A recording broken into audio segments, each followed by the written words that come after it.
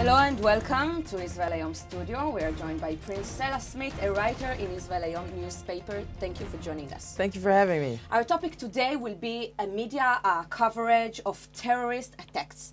Are there any basic rules in journalism about it? You know, that's an interesting question, Danielle, because that's sort of the problem. Is I think it depends on what the outlet is and what the medium is. As far as mainstream media, for example, in the United States, I guess there's a certain code of etiquette. But for example, the recent attacks we just had in Boston, right? So one outlet showed a pretty graphic picture with the blood and everything all over, and then you had another outlet that one of the men's legs had been blown off, and they, instead of showing it, they edited it to cover it. So it's really kind of, I guess, a question of who owns the network and who runs it. But that's sort of the problem, is that there isn't sort of a code of ethics. It's kind of more about the sensationalism than actually covering the story many times. But maybe the editors are doing it because they want to protect the viewers. Probably editing a picture is right, but I'm saying, you know, some outlets will edit a picture while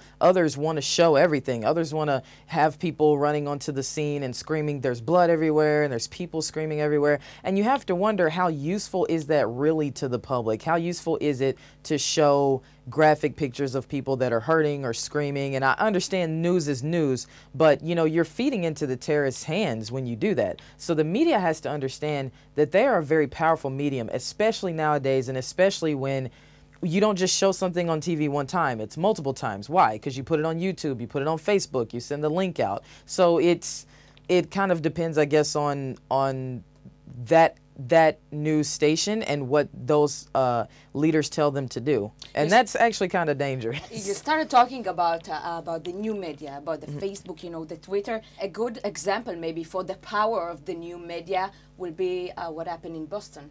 Right? Absolutely, absolutely. I mean, look, I'm living here in Israel now because I'm finishing school. So I'm trying to get the information about what's going on in Boston.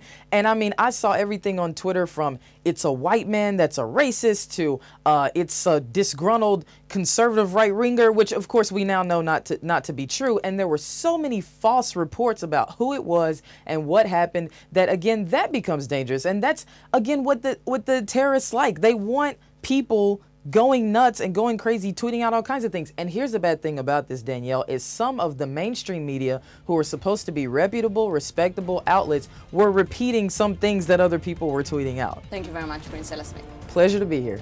And thank you all for watching.